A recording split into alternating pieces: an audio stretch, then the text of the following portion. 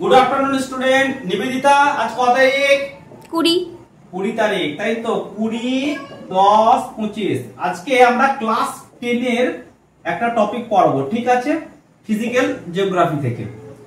আচ্ছা তোমরা কি কখনো ভেবেছো বৃষ্টির জলটা কোথায় যায়? কখনো ভেবেছো বৃষ্টির জল কোথায় যায়? ঠিক ঠিক রিঙ্কি তুমি ঠিক ভেবেছো। দেখো বৃষ্টির জল কি হয় ছাদ থেকে প্রথমে কোথায় যায়? ছাদ থেকে আমাদের কোথায় প্রথমে আসে? ড্রেনে আসে। ড্রেন থেকে কোথায় যায় বলতো? হ্যাঁ ঠিক বলেছো মামুনি। তারপরে কোথায় যায়? ড্রেন থেকে খালে যায় তাই তো। সেখান থেকে কোথায় যায়? হ্যাঁ মোহিত তুমি ঠিক বলেছো। তারপর নদীতে যায়। তাহলে শেষে কোথায় যাচ্ছে? নদীতে। তাহলে আজকে আমরা কি পড়বো মৈত্রী? নদী সম্পর্কে পড়বো, নদী এবং তার বেসিক আলোচনা।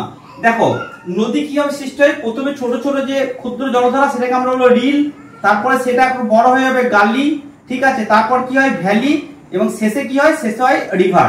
তাহলে আমরা এখানে কি দেখে নিলাম নদী কিভাবে সৃষ্টি হয়। আচ্ছা এবার দেখো তো বলো তো আমার শরীরের শুরু কোথায়?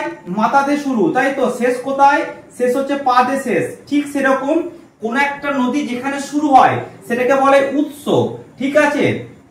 সেটা কোনো পর্বত হিমবাহ হতে পারে, যেমন কি আমরা গঙ্গা নদী দেখেছি, গঙ্গা নদীর উৎস হচ্ছে গঙ্গোত্রী। আর যেখানে শেষ হয় সেটাকে আমরা কি বলবো? মোহনা। যেমন গঙ্গার মোহনা কি? বঙ্গোপসাগর, ঠিক আছে। আর এই মাথা থেকে পা পর্যন্ত টোটালটাকে আমরা হিউম্যান বডি বলি। ঠিক সেরকম এই উৎস থেকে মোহনা পর্যন্ত যে জায়গা বরাবর যাবে অর্থাৎ নদীর এক পার থেকে অন্য পারে টোটাল জায়গাটাকে আমরা কি বলবো? নদী উপত্যকা বলবো, ঠিক আছে। আর এই নদী উপত্যকার মধ্যে যতটুকু জায়গায় জল থাকবে সেটাকে আমরা কি বলবো পলাশ? হ্যাঁ সেটাকে আমরা বলবো নদী খাত, ওকে। আচ্ছা এবার দেখো নদী বইতে বইতে যখন দুই ভাগে ভেঙে যাবে, ঠিক আছে, নদী থেকে যখন দুদিকে নদী চলে যাবে সেটাকে বলবো শাখা নদী, আর বাইরে থেকে যখন নদী পড়বে সেটাকে আমরা বলবো উপনদী। চলো তো সবাই মিলে আমরা একটু ব্যায়াম করে নিই। এই মাথাটা আমরা কি বলবো? উৎস, পাটা হচ্ছে মোহনা, তাহলে পা থেকে মাথা হচ্ছে প্রধান নদী। তাহলে বলো তো এই হাত দুটো ছড়িয়ে দিলাম, এটা কি বলবো? হ্যাঁ রিঙ্কি ঠিক বলেছো, এটা হচ্ছে শাখা নদী। আবার হাতগুলো গুটিয়ে নিলাম, বাইরে থেকে চলে এলো, তাহলে এটাকে আমরা কি বলবো? উপনদী। বাহ বাহ বাহ ঠিক বলেছো। তাহলে বলো তো গঙ্গার প্রধান উপনদী কি? যমুনা। শাখা নদী কি? ভাগীরথী, হুগলি। বাহ বাহ বাহ দারুণ বলেছো। আচ্ছা এবার দেখো তো আমাদের শরীরের দেখো মাথা থেকে বুক পর্যন্ত আমরা কি বলি? আপার পার্ট, ঠিক ঠিক আছে। আর এই পেট থেকে কোমর পর্যন্ত বলি মিডল পার্ট, ঠিক আছে। আর এই কোমর থেকে পা পর্যন্ত কি বলি? Lower part. বাহ বাহ বাহ ঠিক সেরকম একটা নদীরও কিন্তু তিনটে পার্ট আছে। একটা বলে আপার কোর্স বা উচ্চগতি, এটা কোথায় দেখতে পাওয়া যায়? পার্বত্য অঞ্চলে। মাঝখানেরটাকে আমরা কি বলবো? মধ্যগতি। কোথায় দেখতে পাওয়া যাবে? সমভূমিতে, ঠিক আছে। আর একেবারে শেষেরটাকে বলবো নিম্নগতি, এটা কোথায় দেখতে পাওয়া যাবে? মোহনা।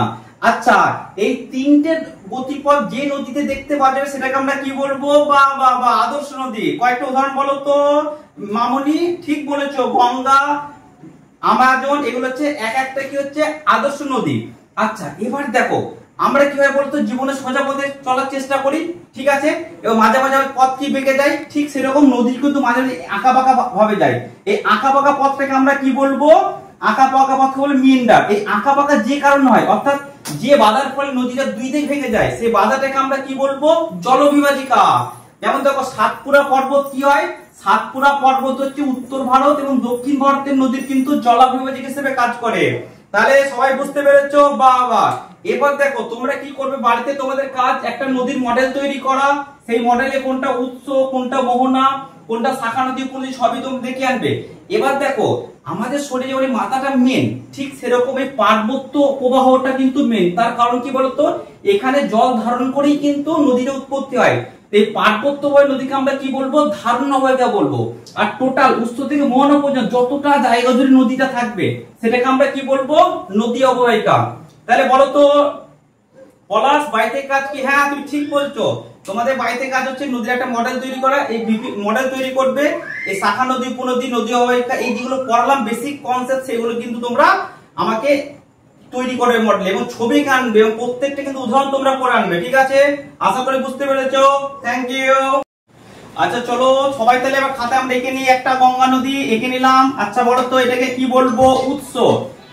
চলো তাহলে আমরা সবাই একটা গঙ্গা নদী ছবি এঁকে নিই। রাবলি এটা হচ্ছে গঙ্গা নদী। তাহলে বলো তো বসন্তী এটাকে কি বলবো? শুরুটা উৎস, কি হবে? এটা গঙ্গোত্রী হিমবাহ। এটা শেষটাকে কি বলবো? মোহনা, কি হবে? মৈত্রী, বঙ্গোপসাগর, তাই তো। আচ্ছা দেখো, এটা হচ্ছে পার্বত্য প্রবাহ উচ্চগতি। উচ্চগতি কোথায়? গঙ্গোত্রী থেকে হরিদ্বার পর্যন্ত হচ্ছে তোমার কি উচ্চগতি, ঠিক আছে। আচ্ছা, মধ্যগতি কতটা হবে? হরিদ্বার থেকে রাজমহল হচ্ছে মধ্যগতি গঙ্গা, ঠিক আছে। আর রাজমহল থেকে বঙ্গোপসাগর পর্যন্ত হচ্ছে নিম্নগতি। দেখো তো গঙ্গার তিনটে দেখা যাচ্ছে গতিধারা, এটাকে আমরা কি বলবো? ঠিক বলেছো, এটাকে বলবো আদর্শ নদী, ঠিক আছে।